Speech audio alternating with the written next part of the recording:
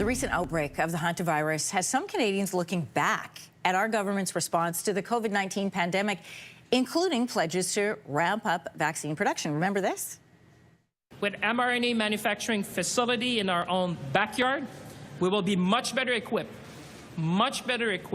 for the next global health crisis to protect the health and safety of Canadians. So that was Minister François-Philippe Champagne when he was Innovation Minister about 5 years ago. The federal government vowed to rebuild Canada's domestic vaccine production through partnerships with Moderna and Sanofi. So where do those promises stand today? For a closer look at our own vaccine capacity, I'm joined by Raywat Deonandan, epidemiologist at the University of Ottawa. Welcome back to the show. Thank you very much. All right, so to start off, there is no effective cure for hantavirus. We know that. So how likely is it that we'll need a vaccine here in Canada? I think the likelihood is very, very poor. Hantavirus is highly unlikely to be an epidemic quality disease. And even if it were, the possibility of making a vaccine quickly is quite low. So this is not a disease we should be focused on for pandemic preparedness.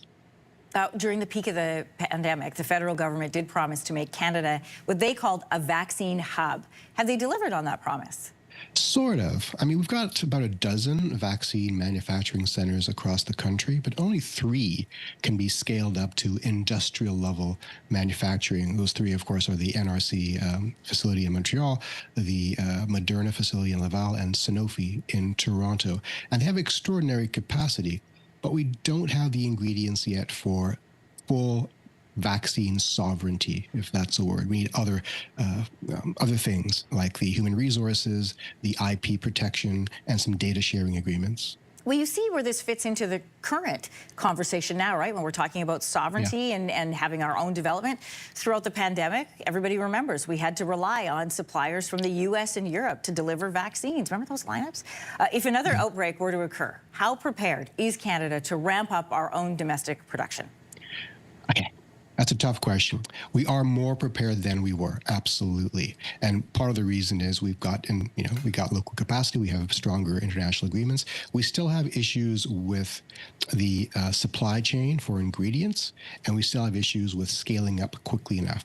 The NRC facility is great. It's geared more towards, right now, making product for scientific research. Like if a scientist is doing phase 1 or 2 clinical trials, that's where they make the doses. But the Moderna Center, I think, is far better poised for massive scale up. So if we have a need for mRNA vaccine, I think we're in a better position now, substantially. I remember this conversation coming up during the COVID-19 pandemic, where we looked back at what we used to be good at in producing in this country. We had treatments for typhoid, meningitis, tetanus. Have we lost that momentum? We have, and we're trying to get it back. We've lost it mostly because public manufacturing of these sort of things is expensive, and we assumed that the globalization of these relationships would be our salvation. But as COVID taught us, when the crisis hits, people tend to take care of their own populations first. And luckily, our government was able to strike strong negotiated deals in order to get access, but it was tight. Right? And so, again, that assumption that the global supply chains would satisfy us was a bad assumption. We really have to stress vaccine sovereignty more. We'll add vaccines to the list of sovereignty issues that we're tackling right now in this country. Raywat Deonandan, epidemiologist at the University of Ottawa. Thanks for joining us this morning. It's my pleasure. Thank you. If you like that video, make sure to subscribe to the Your Morning YouTube feed, where you can find all kinds of new content posted every weekday morning.